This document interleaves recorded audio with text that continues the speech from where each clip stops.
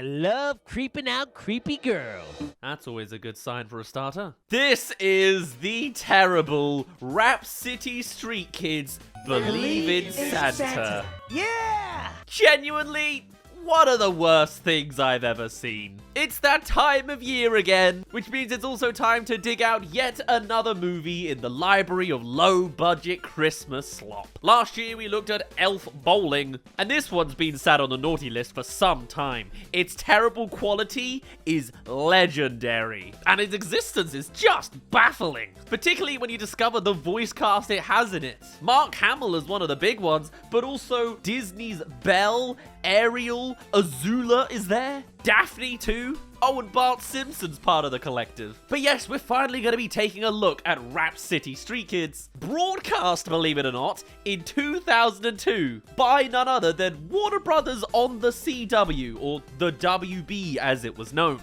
Can't wait to see this movie on Netflix by that logic then soon. On a budget of $650,000, which even then must have just been spent on the cast, because about 6 cents of that actually made it to the screen. A movie you may not be surprised to hear was an attempt to relate to the youth of the early 2000s. The title, the year, the animation, it all just makes sense. It's also a TV movie, which is why it's only 45 minutes long. How long's this video? Though trust me, Return of the King Extended Edition would probably fly quicker than this movie. And I think just with that information alone, you know what kind of ride we're in for this one. But don't make its amateur visuals deceive you, because some notable names are attached to this voice cast, and they try their best. We begin with a classic holiday special opening, followed by snowflakes flying over the map of a PS1 game. I'm trying not to critically bury this movie immediately by nitpicking at the weird snowflakes physics going on,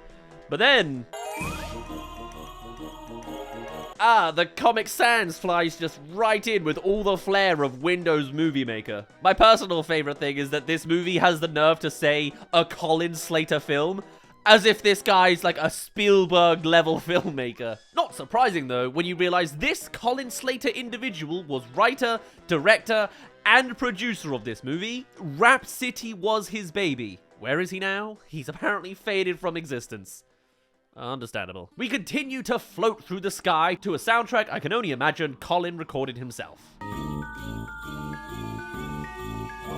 Yeah, I've visited this tier of movie before. As the clip art of the title fades away, it's time to finally zoom into the character. Which honestly, I was surprised they eventually made a cut, because I thought we were literally gonna be zooming in really slowly. On this channel, we like to typically cut every 4 seconds of a scene for the sake of copyright.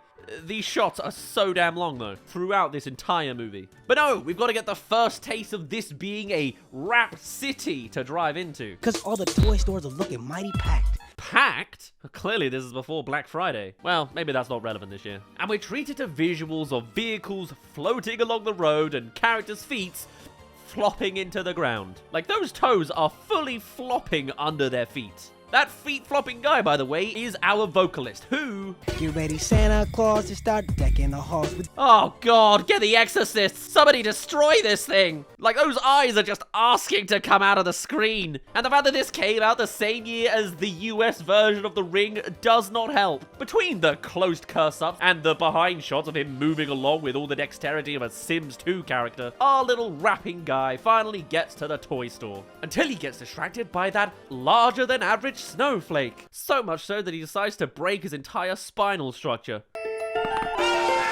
Can we just appreciate how even more cursed this kid is when he looks up? Thank you, movie, for blessing your timing with the same year that Free Ren meme popped off. Seriously, it feels like it could add to the collection. Although, to be honest, we could be here all day highlighting just the absolute bewilderment of each shot. Look at the guy smiling. I can't believe Mark Hamill took this gig. That smile is at the sight of all the toys in the window. Gotta love how one of them is literally just a plane that is completely still while suspended in the air. Unfortunately for the kid, he has only 3 coins in his hand. But this is Rapsittie, so he can't just say that. 1, 2, 3 is all I see. Yep, he raps just about everything for a fair bit of this. This is the kid-friendly rap scene's answer to Les Mis through and through. The character's name is Rick E, by the way, because apparently that's cool. This place is just evolving closer and closer to Wall-E. There is no relation, especially when it comes to the animation. We then have about 30 seconds of just him slowly walking towards his house. Genuinely. Until finally, he gets into his attic level room, I'll speed things up now again, complete with 3 toys on the floor and the most advanced feat of animation so far, a New York poster. You can tell because it says New York on it. It's 2002 as well, so they probably had to reanimate the old skyline there at some point, you can bet. If Spider-Man had to do it, you can bet Rapsittie had to too. Frustrated at his financial limitations, our hero does this. Even the sound effects are 2000s. But don't let that fool you about the storytelling depth of this movie, folks, because then they drop this one on us. Mama, I miss you big. Yeah, they've just gone and given this guy a dead mama arc. And he misses her big. You gave me despair 'cause of love. Sending him into a fantasy where this tall blonde lady kisses him for giving away his teddy, whilst the teddy floats around them? What? I mean, it could be telekinetic powers, I don't know. This scene is practically out of context. I didn't understand what's going on. Do you know what's going on? It's not his mother. Otherwise, Freud will have something to say about that. Because by her expression, she's really into him. Just look into that completely static face and those unblinking eyes looking directly over him. Nicole. So there we have it. Did you get what was going on there? That was the dead mum and love interest established early doors. What else is a guy to do with female characters? Depth? We then go to Rapsittie Elementary. You can tell because it says Rapsittie Street Elementary on a big sign. I guess because that building behind it could have literally been any building. And with the school slogan being striving for excellence, incorrectly spelled by the way, I find it particularly impressive that the school within the movie is more ambitious than the movie. Anyway, let's meet the love interest properly. I have to dress extra cute. Oh, no. Thankfully, our guy Smithy here is on hand to throw his Stegosaurus at her. Smithy! I hate that I laughed at that. I officially laughed at an intentional attempt at comedy. I don't know if why I'm laughing is just because of the full intention, but it's happened, and I have to acknowledge it. I think this Smithy guy and his weird scarf's gonna be my favorite character. Duck! I mean dinosaur! Like, you see what I mean? That guy's a comedian. And here's the next bombshell from this equally poorly animated character. Let's just see what Ricky Rhinemaster can do.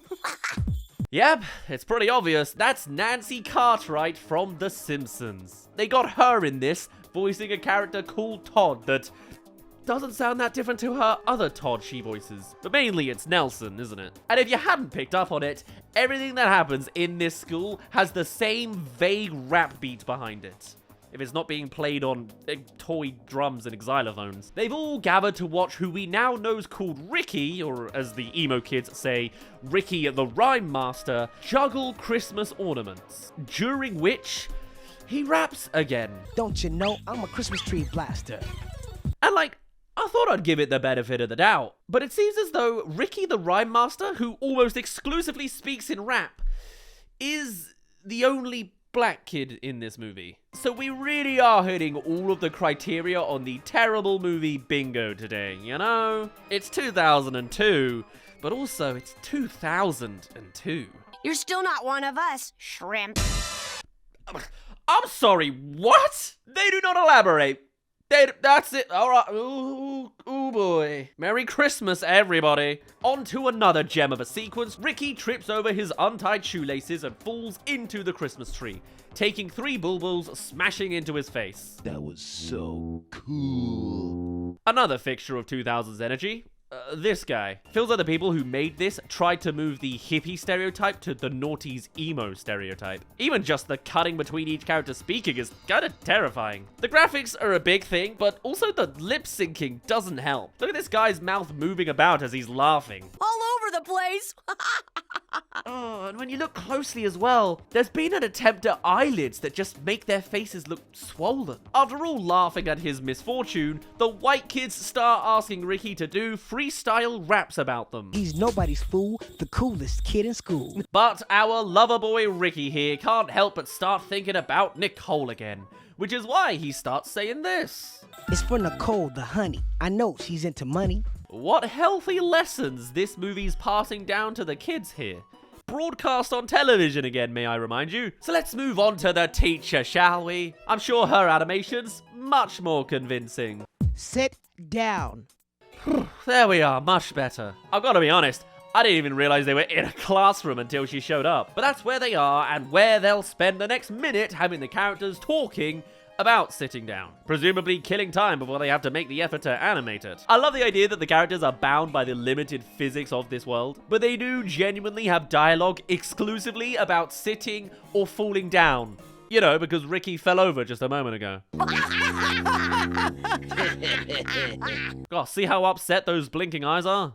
And then we cut to recess. So they genuinely just avoid animating the kids sitting down. We instead go to a black car driving past outside to establish this passing of time, followed by... Let's get ready for recess. Good! In fact, I'm pretty sure all the characters are still stood where they were before. But Ricky's so excited to give that teddy bear to Nicole, what a dramatic plot this is, i.e. his honey who's into money, that he begs the teacher to skip recess. To which, as I read off the chalkboard, Mrs. Parmington snaps back with her workers' rights. I said after recess because I need a recess. Yeah, you tell him, Parmington. And yet again, we have back and forth shots of these two characters that leave me with the vibe that we're about to have some Scottish guy saying, "You're a wizard, Harry." I'll save my rapping for the present. Oh, we're getting all the zingers in this script. It's time for another song about Christmas, complete with these cursed PS1 children building 2D clip art snowmen JPEGs, as well as snowflake transitions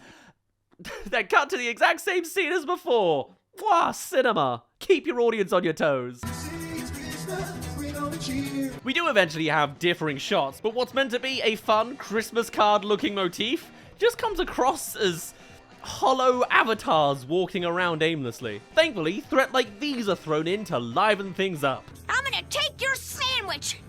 Wow, we are swiftly running out of benign bully character lines. I'm worried for this kid. Descending into a chase on the ice with all the execution of a nightmare where you can't run properly. You know the ones. Hey, Todd, I can feel a big tug. Get it? No, not really. At least I hope I don't get it. You enjoy that big tug. Meanwhile, the man so far defined by his way with words, Ricky here, makes his crush feel as creeped out as possible. I'll watch you, Nicole. That line doesn't seem to work, surprisingly. Not you. I'd comment on the momentum of this snow sequence, but there isn't any. Just a bunch of pixels moving around as far as I can see. Don't let go, Tug.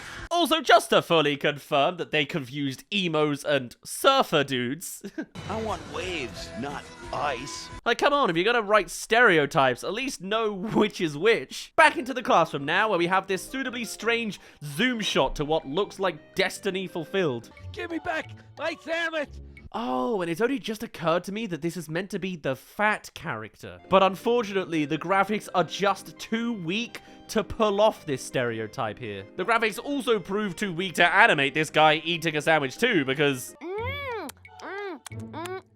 Let's not comment on what we just saw there. It's fine. The guy eats his sandwich in an equally normal way. Get off. By the way, does anyone know what the actual plot of this movie is yet? We've established Ricky's mum is no longer with us. He raps and likes this girl who's apparently a honey into money. Cheap is not cool, Lene. Directly quoting Wall Street, I see. Meanwhile, this incredible lesson in consent happens. Miss Parmington, get him away from me. That means he likes you. Impeccable teaching! I'm presuming there wasn't a woman involved in this script, was there? This may be one of those rare times where we're watching something with genuinely no redeeming qualities. I think we need to keep an eye on the principal as well. How are you and our little angels doing? Cue another minute of substanceless conversation. And again, that's not even me being snarky. We spend a minute on this principal wishing everyone a Merry Christmas, aimlessly flapping his arms along with Miss Parmington in the process, and then he leaves. That's all that happens. Why not just Merry Christmas, Merry Christmas, leaves? Is it that hard? Clean up your area before you leave. And then the school ends for the holidays straight afterwards. All right. So legitimately, we've just spent 15 minutes of the movie just going through the motions of the school day. Does it contribute to the story? No, not really. And I've got to be honest, I strongly question the teaching abilities of all of the staff here. Remember, things in order teaches you good skills. Sentence structure teaches you good English. Back to the kids interacting outside again, so we better cue those copyright-friendly beats. Does Santa shop at the mall? No. Yeah, so pretty much everything this character says is to do with the mall or money, which apparently is why Ricky digs it. I don't know what's going on, man. I mean, just look at this shot. Have you lost your mind? She looks like that tiny little alien from Men in Black. It's horrific. But yes, that teddy bear from his dead mum's just been completely trashed on by Nicole. And better still, she doesn't even give the bear back after absolutely dumping on it. She just chucks it in the bin, leaving poor old Ricky to run away while still trapped in the confines of the animation quality. Thankfully, his buddy Smithy, the apparent fat character, is on hand to stand up for him. It's really gross that Ricky likes you, but he's my friend, and you're not. We are not even halfway through, and I'm wondering if this is one of the worst movies I've ever seen. I used to say it was The Amazing Bulk. It's the closest comparison, but this is actual animation. I mean, it's a stretch, but it's certainly not live action, you know? We then cut to a stock image of a snowman, followed by a stock image of the North Pole. Cinema, leading into us getting to learn even more about Nicole's character. It's sold in the malls, so I know they spent lots of money. The take they have with this character just gets weirder with everything she says. Like, what's the take they're going for here? What are they trying to say? And then even them just walking down the street is something I can't even give the accolade of a Sims comparison to anymore. But it does feel like recorded gameplay from a bootleg PS1 game that we're watching here, leading us to another apparent attempt at bullying. Ricky, who gave you that candle? That is a really mean thing to say. I mean, is it? She's just saying what's literally there. I don't get it. Why am I even bothering critiquing dialogue like this? When the highlight here is clearly the fact that their heads are lifelessly rotating as they say the line. Meanwhile, Grandma's doing her best Porky Pig impression. Kids nowadays. Because let's not forget that Ricky's got a dead mum arc that they're attempting here. Alas, he lives with his grandma. Weirdly similar to another terrible TV movie we covered recently in Dear Dracula, where the main character also lived with his grandma. Well, he called her Grams for some reason, but that's a whole other story. To be fair, at least they've told us why in this one. I don't know if they have the graphics of artistic ability to represent the why, really. Anyway, Ricky's way of suppressing this trauma is by asking Santa for... Please send me a video box. Does he mean like a video player or just an empty VHS box? This kid's such a wild card. Honestly, who knows? What does he want it for? What is it? Huh? Is it like another knockoff name for a console? Send toys to all the kids in my class. Oh, come on, Ricky. Those guys tried to crank 10 minutes of material out of you falling over after you talentingly did a whole juggle and tree decoration. You're clearly the most talented person in this class. But I guess they're going for the best-hearted character ever with no flaws whatsoever angle here. But I think the man's just infatuated too much. Even Nicole. I don't exactly want to call him a gooner, so I might have to go back to the old school millennial language of a simp to tell it accurately. That's what he really is. Like, seriously, this is the girl who only values money and threw your dead mum's teddy into the bin? Really, Richard? Have some respect for yourself. I gave her my special bear. Oh, God, and I cannot comprehend that they're attempting this topic with this animation. Like, in a normal movie, the love interest throwing the final gift the main character got from their dead mother in a dumpster would have been a big traumatic moment. This movie, I just saw all 6 of those pixels moving around a screen. Is Rapsittie Street Kids officially an exploration of grief? Is that what they're going for? I'll be back in a hurry, great-grandma.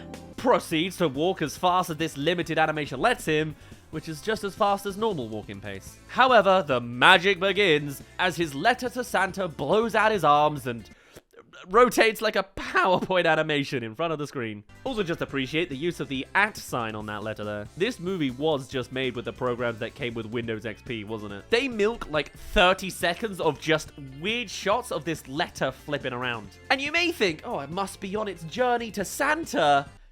No, No, it just lands back on the ground without him noticing. You want to bet they got him to write all those bizarrely nice things so that Nicole finds it later? You'd think it'll get ruined on the snow there, but I suppose pixels aren't made of water, so it should be fine. And of course, the two girls are still together, flipping their heads and arms around while they're talking, because apparently that's what girls do in this world. The dialogue itself is equally as nuanced. Hope you get lots of stuff. Man, Monsters, Inc. came out the year before this. And because Nicole is the worst person of all time, get ready to gasp because she doesn't believe in Santa Claus either. This is some S-tier villainy in a TV holiday special. And what is the rationale that this 2000 stereotype gives for the big man's lack of existence? That's so last year. Oh, of course! Santa is so... last year. I really hope they take this girl on a full Scrooge arc. Ricky's mum could be the ghost of Christmas past. Also, turns out when Nicole laughs at other people's expense, she starts marching along like one of the 7 dwarfs. Santa Claus!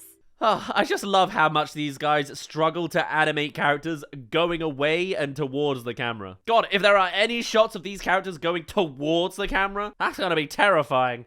Can't wait. Hey there, thank you for making it to the halfway mark of this video. Come subscribe if you haven't already for more terrible animated movies. Last year we did the terrible elf bowling movie for Christmas, and this year we've reached the real bottom of the barrel. So join along if you haven't already, and otherwise let's get back to the second half of it. And here's her mum, who seems like an attempt at a similar archetype to Angelica's mum, except if her mouth extended from the rest of her face. It's kind of best you don't zoom in too closely to any of these characters' faces because it ain't pretty. I'd say Nicole does have Angelica energy, but there is absolutely no energy in this movie to comment on. It's also only now that I've noticed they're attempting to give Nicole a crop top. Result? Just a t-shirt that's too small for her. And also it's literally snowing outside. And she's in elementary school. I'm the bestest kid in the world, Mommy. Our guy Ricky's dodged a bullet here. And just when you're wondering where they're gonna go next with this thing. Look at me,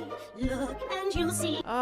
Yeah, and they give her a damn Disney-esque song number. And that's very deliberate, as they actually got Belle from Beauty and the Beast to voice Nicole. We've got a Disney princess sung musical number in the damn Street Kids movie. And what's worse is this song is about Santa Claus. So either Nicole is just secretly a Santa Claus believer and is just running on ego, bringing in maybe some kind of theming and messaging and depth to her character, or I think the writers have already forgotten, like, the 2 character traits she has. This won't be addressed. And in case you were wondering about the other girl, that's the voice of Ariel. Huh, and wow, they managed to animate a reflection. In fact, weirdly, the background in the reflection looks better animated than whatever this wallpaper's meant to be. That's wild. But don't be mistaken, this ain't no reflection from Mulan. 'Cause on Christmas Eve, Not much rapping in Rapsittie at the moment either. my room's spotless. Yeah, I think that's because the animators don't have the ability to add more details, buddy. Just copying and pasting chairs in there was about all they could manage. Actually, my favorite detail is the clearly pasted in bird painting on our wall with an insane level of detail that outdoes anything in what is supposed to be the real world. It says a lot that the bad song doesn't even really stand out to me compared to the animated world that it takes place in. The interchanging shots, the dance moves, the length, 3 minutes of it. It just feels like they're marking time because they have a story that could have fit on 2 pages. Is it a story? Girl throws away boy's teddy bear? We're halfway through the movie, and that is the only clear narrative beat we have. But it's not just their story, as it looks like we're going around all the Rapsittie Street Kids. It's like Love Actually meets Microsoft Paint. We love to see it. And for this girl's part of the movie, the storyline is... When's Daddy coming home? Let me guess, her belief in Santa is fueled by her semi-absent father? I mean, she completely shuts down her mum mentioning her sister over it. But I just want to wait for Daddy. So many parental issues in this movie. Even the animation feels like a product of neglect. But no, I'm making this movie seem way more deep than it deserves to be perceived. Anyway, that's that exchange done, and we're back to Nicole. And guess what? She sees Ricky's letter out of the window. She's having a full Death Note moment. What that letter is doing out there. Never saw it coming, and she opts to read it in ASMR. Even Nicole. Leading her to have the dead mum bomb dropped on her. And suddenly, she's got a conscience now. Despite her 3-minute I'm the brat character just a second ago, she cares now. Guilt. Powerful. Merry Christmas, everybody. Better go chasing after the bin men, Nicole. I mean, you'll likely find this movie in there too. Anyway, we're back to Grandma making her, noises. Oh, God, I'm hoping it's not for the reason I think it is, that they've made her talk like that. Christmas. Oh no, that's really bad. I've heard murmurings that people thought it was corrupted files, when really they just told the actress to speak in gibberish. But like, you can kind of have your suspicions when there's only one of these kids rapping. But now I think we can take to the bank that the creative leads behind this movie were entirely white. And perhaps one of the most bizarre examples of it I've ever seen. Oh God, and the further you go, the worse it gets. I thought we'd hit rock bottom when the laid-back teacher told a young girl that the boy was harassing her because he likes her. Meanwhile, Smithy and the girl who apparently is going to just wait for her dad are back at the school dumpster looking for the bear just as Nicole is coming to do the same. Weren't they right there when she originally did it? Wouldn't it have been a better point to go and grab it then? Anyway, Nancy Cartwright's bullies back with his impeccable sense of banter. You were thrown out of the mall, so you're shopping at the dumpster. Yeah, even a professional voice actor can't smoothly deliver that line. That's when you know it's bad. Oh, never mind. Anyway, let's see what it looks like when they all laugh at their own jokes. Like, what are they doing? Fake laughter comes in bobsled formation now, apparently. Smithy, you should help us too. That's literally what he was just doing. He was helping you when we first entered the scene. In a movie devoid of any real narrative beyond a bear in a bin, how do they still manage to achieve plot holes? Not that we need to feel sorry for him. What is it about girls being so bossy anyway? Well, we know who Smithy voted for. And it doesn't stop as they carry on for yet another minute of, I suppose, insults. During which the main bully says, "Let's get out of here," twice before capping on another insult that ensues more insults. I'm fatiguing over here. You girls stink enough as it is. Like, to create a script of this caliber pre-ChatGPT has to be applauded. In our current world, I sometimes forget that human-made slop is absolutely a thing. Future generations won't be able to comprehend that humans were actually responsible for Rapsittie Street Kids, and it was aimed for people like me. I was 6 at the time of this movie. I was the target demographic. They wanted to feed me this. You killed the bear. Now he's gone to trash heaven and... Can we also just appreciate that his character design permanently features a sandwich now? I'm guessing he just made another one after deep-throating the last one earlier. Anyway, they then head into the school basement to find the bear. This is the plot. And personally, I don't think these two should be going into a dark basement with Smithy at all. I love creeping out creepy girls. Like, I didn't write that. That's just legitimately what they say in the movie. Turns out he is not that great a person, even if he is on Ricky's side. I can so blackmail you guys. Every character has a creepy undertone, and it's not just those damn character designs. But they certainly play their part here, where we just have shots of them peeping through holes. Are they coming to get me? Yeah, next they're off to the junkyard. But not without Nicole making more basic girl character remarks. Not to mention have my nails done. Buddy, the graphics of your world means you barely have hands, full stop. There are no nails to be done, my dear. And thankfully, we have our favorite male supremacist in the room to react to everything she says. Being a boy is definitely better. Cue the most expensive shot in the movie. We have to give it to the animators. More than 5 principal characters in one shot? Must have taken them months. Let me just clarify that by saying I think this whole movie must have taken them month.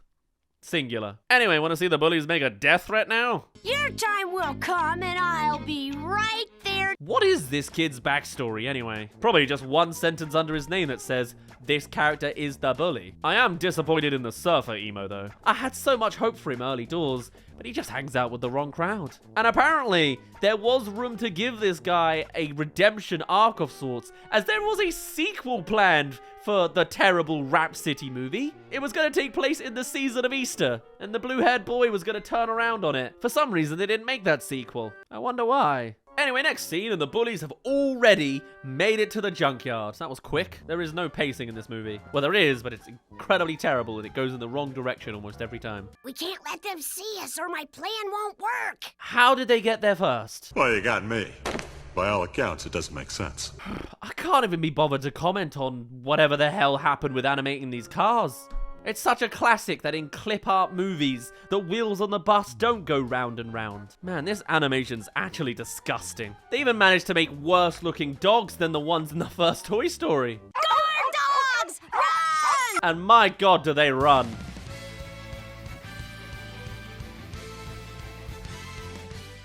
Like, just look at the blue dress girl flapping her arms around. Also notice that they can't even frame the dogs and the kids in the same shot.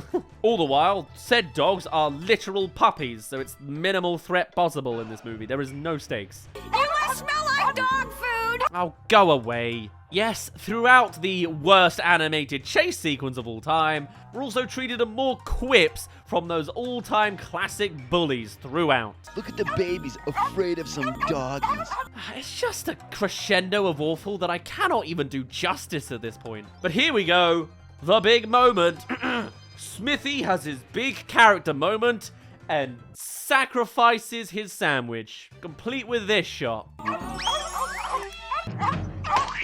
Yeah, the bully gets sandwiched. Well, only one of them does. Yet the other bullies are so whipped they volunteer to get chased as well. I want my money! I'm just saying, only one of you got hit with a sandwich. What am I saying? There's no essence of actual character to be addressing here. I'm basically talking to pixels. Where's the Martin Scorsese's cinema meme when you need it? Also, eagle-eyed viewers may be able to spot the bear on one of the cars. There it is! Because that's how junkyards work. Just a pile of cars and one teddy bear. And despite literally just seeing the bullies run out of the junkyard where these guys also came in, they now, for some reason, need to climb over a wall. How are we getting over that? By going out where you entered from? Is it really that complicated? Well, according to the writers of this movie, it is for women. A lady does not climb trees. To which Smithy gives more words of wisdom. Now is not the time to be a girl. It really doesn't stop, does it? And so they get chased by the dogs again, chasing them right up to Ricky's house. And yes, his hair's animated so well, you can see his scalp in between what I think are meant to be dreadlocks. Time for the Ariel-voiced Nicole to apologize. I'm so sorry. And somehow, the cursed animation makes that line feel even more sincere. And because this was at least an attempt at a kids movie, they censor the romance button as well. Doesn't it mean a lot to you? Yes, and so does friendship. Sure, because friendship is exactly what you were picturing in your mind when you daydreamed about her kissing you. I guess he just wanted the honey who loves money as a friend the whole time. And once he says that, the frame is completely still for like 5 seconds. To be fair, when it was moving, there was like a pixel in the corner of Nicole's hair that seemed to be either her scalp or the snow behind her, I can't tell. Meanwhile, Glasses Girl now has her dad home with absolutely no ceremony whatsoever. Despite that scene earlier, he's just there now. No big emotional moment necessary. And so's Grandma, who's just talking about old memories whilst the whole family is just stood there looking like they couldn't care less. Such a hard time falling asleep on Christmas Eve. Like, look, they're all just stood there. And don't even get me started on the toddler's flat face. Santa can just put it in the backyard. I mean, what is that? Did she get hit by a shovel as a baby or something? Also, just this brief shot of them trying to animate a character going up the stairs. Impressive stuff. You could use a little extra Christmas cheer. Leading us to the scene supposedly paying off that Believe in Santa subheading. There he is. I believe in him. Yep, that's the Santa appearance of the movie. A damn cloud? No, we're not going to see him in real human flesh form. But don't worry, it all ties together because... He's there because I believe in him. There we go. Just sliding that sentence near the end of the movie totally justifies the whole title, even though it had nothing to do with Ricky himself. I hate the possibility that they felt clever for not putting Santa in there somehow. As if telling kids he's there because they believe in him is better than movies that outright say that he's real. No one who made this should be patting themselves on the back. And I'd say I feel bad for the voice cast, but apparently all of them don't remember being part of this movie. It's what's in your heart that matters most. Doesn't matter if Santa's real because your heart's real. And it doesn't stop because they managed to crank out a song out of Ariel's voice actor as well while she's in the booth. From Part of Your World to Daddy, Should I Believe in Santa? What an opportunity. Daddy, will you try and help me understand? A song number dedicated to her asking about what he literally toe-curlingly explained to her about hearts and all the rest of it. That absolute fluff apparently wasn't enough, so now she's asking again through song. And if we all believed in Santa? That sentence forms almost all of the lyrics. They really wanted to justify this movie's subheading in the final section, I'm telling you now. And it's just the absolute nerve to get those iconic Disney vocalists to do these god-awful songs. Like, the industry failed these two actresses by the fact that they agreed to do Rapsittie Street Kids. Don't forget to believe in Santa. Santa alive inside of me and you. And that's just sinister. Kinda makes Santa sound like a xenomorph about to burst through your chest. After a couple of minutes repeating the same sentence, Daddy puts her to bed and unconvincingly shuffles out of the room. We know the drill with the animation at this point. It's Christmas morning, everybody. As symbolized by this completely static house shot that lasts about 10 seconds, only broken up with... It's Christmas! Yeah, sure, that'll do. We join Nicole's upmarket parents, Dad now being home in all households because beyond that one teacher earlier, unsurprisingly only men go to work in this universe. To the extent that Nicole's dad is still in a full business suit for Christmas Day. What, did he sleep in it? And what is his Christmas present? I bought you a new suit. They really did just go, we've designed this character in a suit, so his personality is suits. Also love that they didn't want to have to animate them unwrapping presents, so they just have the mum straight up just tell him what he got. And so, want to hear Mark Hamill's appearance in this movie? No surprises there. That's how I get most of my suits. Yep. It is this far down the road. At the ending, they brought in Luke Skywalker himself to say 2 lines as business dad avatar at the end. Which is very much his energy because even once Nicole's downstairs 2 open presents, he just kind of stands there in business power pose. Well, stands there and says stuff like this. Says my good looks and your spending habits. Again, they brought in Mark Hamill for these lines. The relations between the sexes in this movie leave quite a bit to be desired, don't they? And it's hard to highlight every animation goof when the whole damn movie's one big goof, but my favorites have to be when they attempt a normal human gesture to these results. May have put it at the back of the tree. Does your mum ever move like that when she realizes she put something at the back of the tree? Similarly, this cut from the dad to Nicole is just so unintentionally funny to me. Nothing's too good for my princess.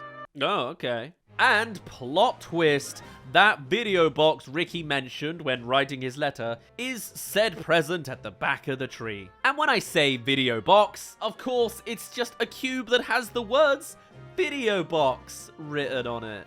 Also may have made sense if Santa had given that to her. But Santa doesn't actually seem to be real in this movie's world, so it's from her grandma. And so she heads off to give the present from her grandma to some random creepy kid who gave her a dead person's teddy bear. But not before we get to hear Mark Hamill make more douche dad remarks. They have the most handsome husband and father.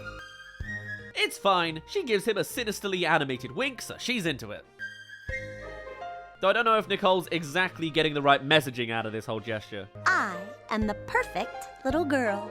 Like, she has not gotten the right idea of this whole crappy escapade whatsoever. Nonetheless, that self-congratulatory behavior puts a dreadfully animated skip in her step as she heads off to Ricky. By which I mean, her completely lifeless character model scuttles along the background that is clearly moving instead of her. And as with many of the walking sequences in this thing, it's a very casual moving stroll. Yet apparently, this was still justified.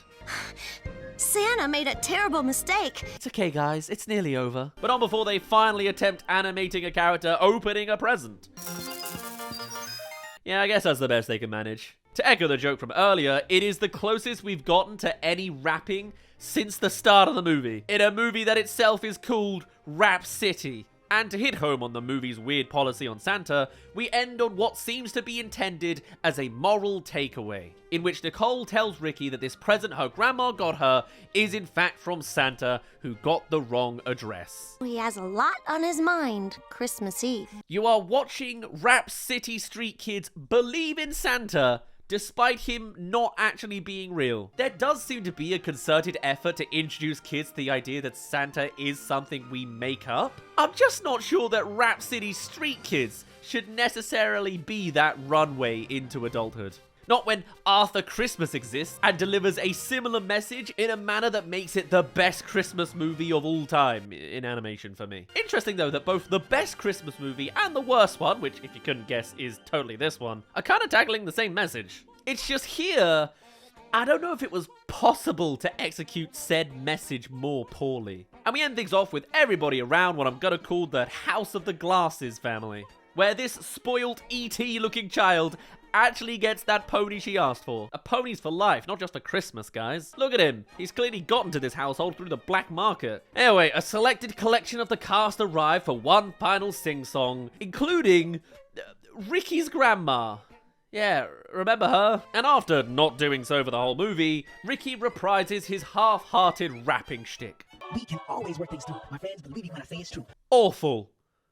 Nicole likes it though. Just look at this laugh. And here's a final twist. Great grandma. Great grandma? Exactly how old is this offensive stereotype?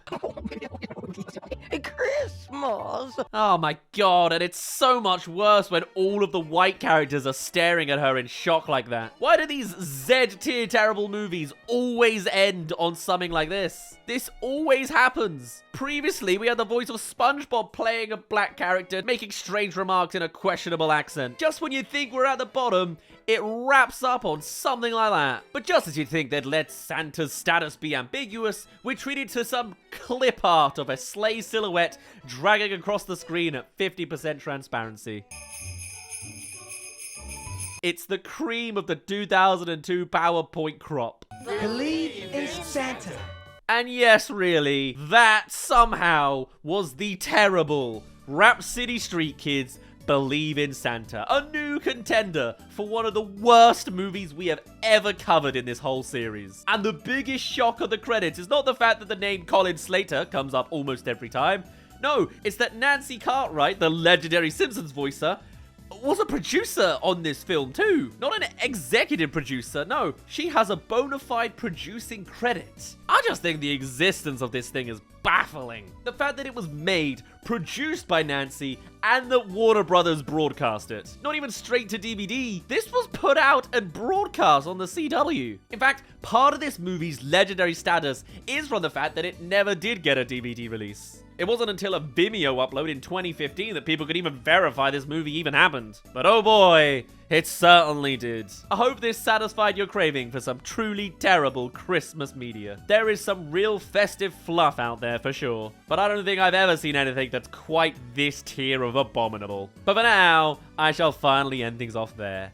My name's been Dazz. Thank you very much for reaching the end of this video. Do tell us your thoughts on the Rapsittie movie. I'd love to hear all sorts of details I haven't mentioned. There is a surprising amount of lore and strange connections with this thing. I love how every time a character stops moving, their texture gets more detailed. Wild. I'd love to hear all of your thoughts and more, but otherwise, I shall see you all in a little bit. Cheerio.